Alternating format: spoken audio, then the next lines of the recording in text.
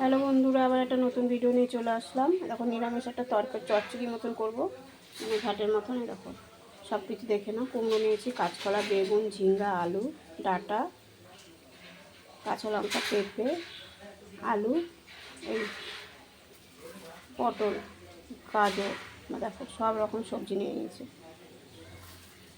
আর দেখো ডালের বড়া দিয়ে করবো। তাহলে সবজিটা বানানো শুরু করি। এই দেখো বড়াটাকে, এই বড়া বলি কারণ ডালটাকে পেস্ট করে নিই। এই দেখো ডালটা পেস্ট করে নিয়েছি। একটু হলুদ নিয়ে নিলাম,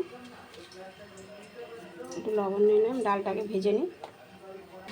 এই দেখো কড়াইতে তেল দেওয়া ছিল, এবার ডালের বড়াগুলো ভেজে নিই। একটু ভুলভাল হয়ে যাচ্ছে কথাগুলো, শরীরটা তো ভালো লাগছে না।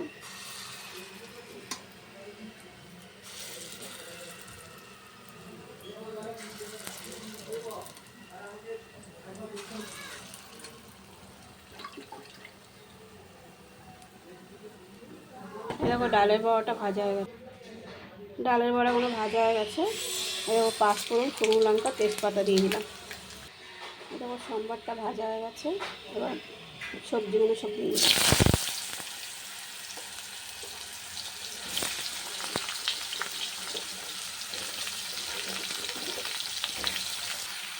এরকম সবজিতে কোনো কিছু দেবো না, শুধু হলুদ আর নুন দিয়ে করবো, কোনো মশলা দেবো না। আর এই কাঁচা লঙ্কা, লবণ দিয়ে দিলাম, হলুদ দিয়ে দিলাম।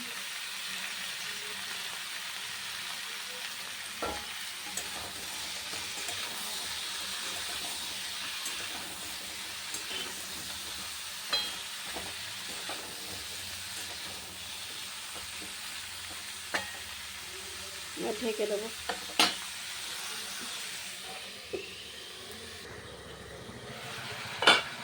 এবারে তরকারিটাতে কত জল বেরিয়েছে।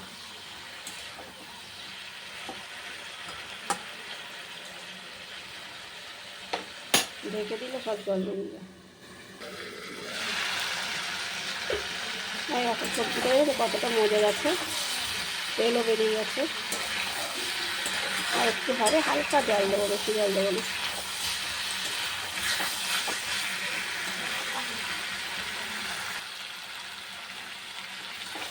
এই দেখো সবজিটা সিদ্ধ হয়েছে সবই, একটুখানি জল দেবো,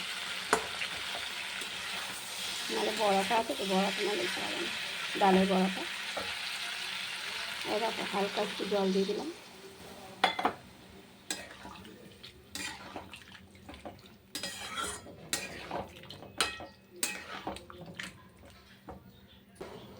এই দেখো ডালের বড়াগুলো দিয়ে দিলাম।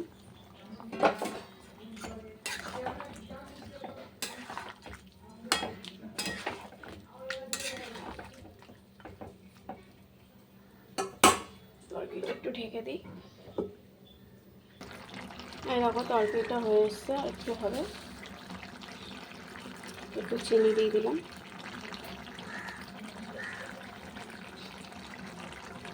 এই ধনে পাতাটা দিয়ে দিলাম।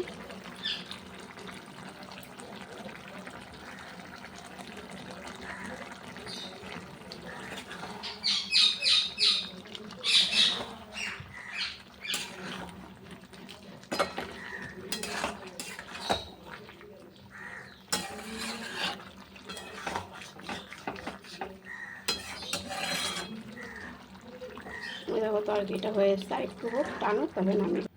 এই দেখো আমার নিরামিষ তরকারিটা হয়ে গেছে, দেখেছো পুরো টেনে গেছে। তোমরা এরকম করে বানিয়ে খেয়ে দেখো, ভালো লাগবে। আমি দেখলে তো কোনো মশলা টশলা দিইনি, এরকম করেই করলাম, খুব টেস্টি হয়েছে। তোমরা বানিয়ে খেয়ে দেখবা।